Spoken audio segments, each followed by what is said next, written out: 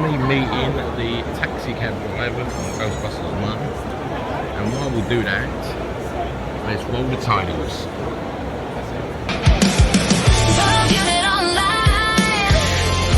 Stand by. That's a big Twinkie. That's a big Twinkie. Yes, welcome to this edition of That's a Big Twinkie MCM Special.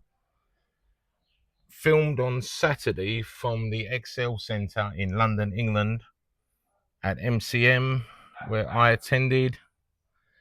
And yeah, so I had an exclusive major interview with Kieran of the Southend-on-Sea Ghostbusters.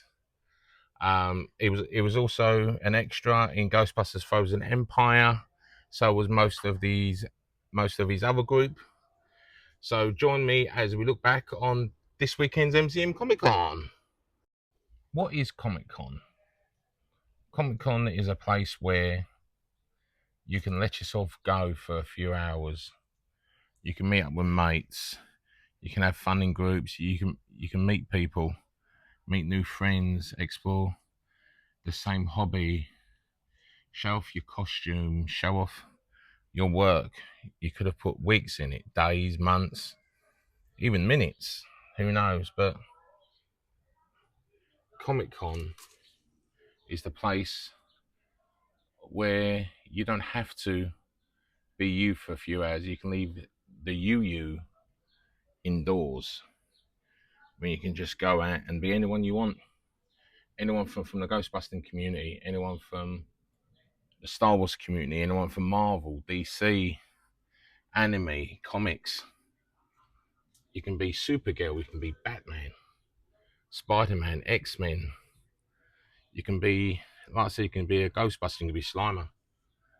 You can be Darth Vader, you can be Darth Maul. You can be Princess Leia, you can be Rey. You could be Obi-Wan Kenobi, you could be R2-D2 if you wanted to. You could even put some tinfoil around yourself with boxes and call yourself C-3PO. But that's the thing with Comic Con. The Comic Con means something different to everybody. It doesn't mean the same to everyone, but Comic Con holds different significance for everybody, not just in like a collective mind, a bit like the Borg. But it's like me personally with Comic Con. I started Comic Con back in 2011 when one of my best friends introduced us to Comic Con. We went to Comic Con, we enjoyed it, so we thought, okay, we'll see if there's any more going around, and we started to attend the London Film and Comic Con since 2011. And the first time you saw people dress up as individuals, you saw people dress up as Ghostbusters, you see people dress up as Jawas, as Ewoks. You even see people dress up as characters from V or Blade Runner. And it's like, you go there and you're in a different world and you're not judged for what you are. Your costume is not judged, because yes, your costume could cost you like 900 quid, or even cost you 90 quid, or even got all your parts from Panland. But it doesn't matter, as long as you enjoy the costume. See, I know you've got your people who do their costumes and they go to get praise for it, but it ain't about getting praise. It's about going and enjoy yourself, saying, yeah, look at me, I'm Darth Vader. But that's the thing. People go to Comic Con and they get disappointed because they don't get recognised, or they don't get acknowledged for what they've done. But you could have someone out. I'll tell you a story. I had a friend of mine on Saturday that I went with, and she tried to have like her own like Ghostbuster identity. She's now known as the geek girl Ghostbuster, steampunk Ghostbuster. And we was going around Comic Con, everyone taking pictures of like us because we were Ghostbusters, and we were known from previous events where we used to exhibit. And then this one bloke came up to us and asked for a photo, and then he acknowledged her for her costume, her uniform basically, as a steampunk Ghostbuster. And he went, "No, not you. You're a regular Ghostbuster." I mean, I know, mate. Thanks. But that's the thing. Because of what that bloke done to her, it brought a smile to her face. It cheered her up because she was scared to go back to Comic Cons after last year, and she attended yesterday and met up with friends and who acknowledged her and acknowledged the identity that she's trying to accomplish now, which I'm proud she is, especially where she was always known for being with, like, in my group and that. But that's the thing, Comic Con, you can just be yourself, you can let yourself go, you can be weird, wonderful, crazy. Your costume could be anything. But at least at these cons, people don't announce you as your name. Like, they don't say, "Yo, you right, Steve," or "You right, Troy." They announce you for who you are that day. People come up to you and they go, "Lord Vader, Stormtrooper, Stormtrooper, Stormtrooper."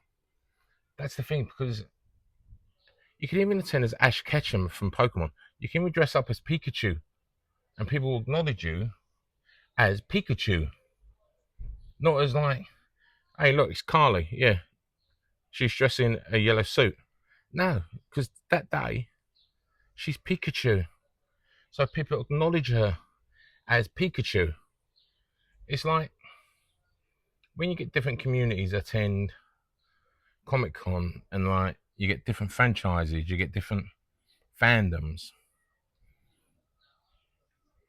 Yes, you get your bickering in groups, you get your bickering outside the groups, then you get your people who think that they're better than you. But that's the thing, no one is better than anyone in the cosplay world. Like I said earlier, it doesn't matter if your costume is 900 quid or it's a quid. If you're in that fandom, that's who you are. You're all vying for your love of that thing. It's a bit like in the Ghostbuster community. When you haven't just got one group, you've got many groups all around the world. You've got to name a few in the UK, you've got your Ghostbusters London, you've got me, you've got the Road Ghostbusters, you've got Southend-on-Sea Ghostbusters, you've got West Midlands, you've got the Real Kent Ghostbusters, you've got Ghostbusters South East, you've got Portsmouth Ghostbusters, you've got Angus Ghostbusters. And it's like you got worldwide Ghostbusters Italia, and in America you've got the Buffalo Ghostbusters, you've got your New York Ghostbusters, you've got your Chicago Ghostbusters, you've got Ghostbusters, even individual Ghostbusters who doesn't seem as a group, but when you go, you're all one group. It's like you've got the Firefighter Ghostbuster, you've got the International Ghostbuster, you've got the Geek Girl Ghostbuster now, which is steampunk inspired. And then you've got like this kid, 17 years old. Over here, people know him as Owen, and he always attends with his mum Gemma. But now he's got this thing called Cadet Wilkes and his crew. That's brilliant, you know what I mean? And it's like we all like the same films, we all like the same franchise. It doesn't matter if you go and build like a proton pack and then someone else has built a proton pack and they go, "Oh no, I built it first." So what? Or, "Oh, they've customized it like mine." So what? Well, it means they've seen yours and they think, "Oh, that's wicked. I wonder if I could do that." Because I know I'll never be able to buy one outright. So I like to customize it like that. Instead of moaning about they nicked my design or they nicked my actions. See, it's a compliment. That means you've done something that someone was intrigued with, someone who wanted to do what you done. It's nothing about like you want to be the number one group or you want to be the number one person out there. Even in the Star Wars community, you get your haters.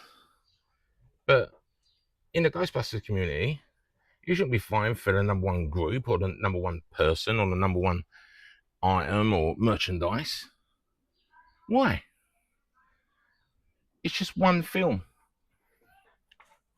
Yes, it was from the mind of one person. Then it come on to another one. And then he brought a third one in. So Ghostbusters was created by Ivan Reitman, Dan Aykroyd, and Harold Ramis. What gives me Ghostbusters could have been totally different. If unfortunately, if John didn't die, Ghostbusters could have been completely different. You could have Ghostbusters set in space as time travelers capturing ghosts. But that's the thing. You don't know how long you've got. You don't know how long you've got on this earth. Because of what happened to John, Dan reworked everything. He brought in new ideas. He brought on board Ivan, and Ivan wanted to bring in Harold to help Dan do the script, and that's where Ghostbusters was created. So it ain't about I own the Ghostbuster rights to everything that I build. No, you don't. All you're doing is just from the Ghostbuster world. Everyone can create anything they want from that world. It doesn't matter if it's like I don't know, like a Gargamel or a Cadmia or a Proton Pack or a Ghost Trap that pops out and it smokes. So what? Everyone loves the film. Everyone loves the franchise. There's nothing wrong about moaning because they nicked my idea. Who cares? Right? It's like sometimes things are thrown in people's laps, so you have to go with what you're given. So what if some people are like more like known than you? So what? It doesn't mean you have to avoid them if you see them at Comic Cons. Join it. One giant Ghostbuster group. Can you imagine that? But anyway, here's my interview with Kieran from the Southend-on-Sea Ghostbusters, and let's see how that comes out. Right, welcome back, Twinkers. I'm here with Kieran Walker of the Southend-on-Sea Ghostbusters. So, well, Kieran, tell us a bit about yourself and the group. Well, I'm Kieran, founder of the Southend-on-Sea Ghostbusters. We've been doing this for 7 years now. This is our fantastic display. Put price together. There's Mr. James Riches, the man himself. Yeah, been doing this for 7 years now. It's a lot of fun. 7 years is a long time. It really is. I used to be this tall, but now I'm like with these packs on. And I'm not being funny, he used to be that wide as well, but Yeah, now I the used to be stress. as wide as him. He did. But He did. dealing with this community, This community can be a hell sometimes, I tell you. So, Kieran, what I want to ask you is, how did your family react when they saw you in Frozen Empire? wow. Well, I've got twin girls. They were only 2 or 3 at the time. And yeah, I remember them saw them going, Dad. No, they were really, really proud. Like I said, it was something that I never thought I was going to do. It's just a very proud moment for your family to see that and react in a positive way. Yeah. So, what was it like being on set? Like, did anytime the fan come out of you? Oh, absolutely. Like when we walked into that building, the firehouse, I was like, wow, the firehouse. That stumped me, isn't it? And I turned around and we see Bill Murray, Dan Aykroyd, and I'm like, okay, like wow. And yeah, we started speaking and just being in that environment, it was just a dream come true. Amazing. All right. Yeah. Quick fire question. Who in the entire Southend-on-Sea group do you think would handle a real ghost outbreak? A real ghost outbreak? I think it'd be Mr. Riches, seeing as he's done a few real ghost investigations in the past with a friend of his. So yeah, if a real ghost was in front of me, I'd be over that wall and out of the building as fast as they go. At the moment, you see, Kieran, where you gone? Yeah. Where you gone? Quicker than the flash. Last question. Ecto 1 or Ecto 1A? I'm Ecto 1A. I just like all the Ooh. bells and whistles and the weird back. Ooh. I grew up with Ghostbusters too, Oh, so it was well, always Ecto yeah. 1A, but Yeah. yeah, Ecto 1A for me. Well, there you have it. Kieran Walker from the South End Sea Ghostbusters. Thank you. And Thank you very much, Dan. wow, what an interview with Kieran, eh? Yeah, so join me next week when we take a retrospective look at the Ghostbusters cartoon reboot, The Extreme Ghostbusters, that aired in 1997. And yeah, join us next week. All about the Extreme Ghostbusters. Keep busting.